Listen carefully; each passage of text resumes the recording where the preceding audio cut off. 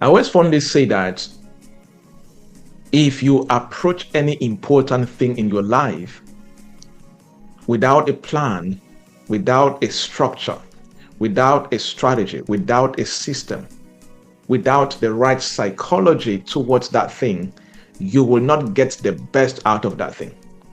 And you see, there are things in this life that if you don't understand the art and the science that govern that thing that you are chasing or you desire, you can end up in a stage of desire for so long, and that desire never manifests into reality.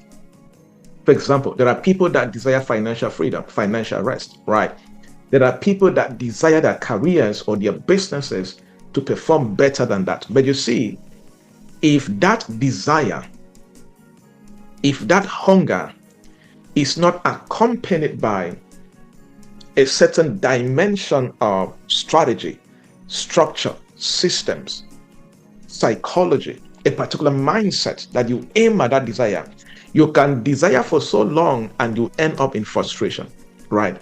And that's why we take time to do this end of year strategic mentorship for members of our different communities so that through this, I can be able to contribute my little quota in giving them some strategy and some structures and preparing their psychology towards that particular path.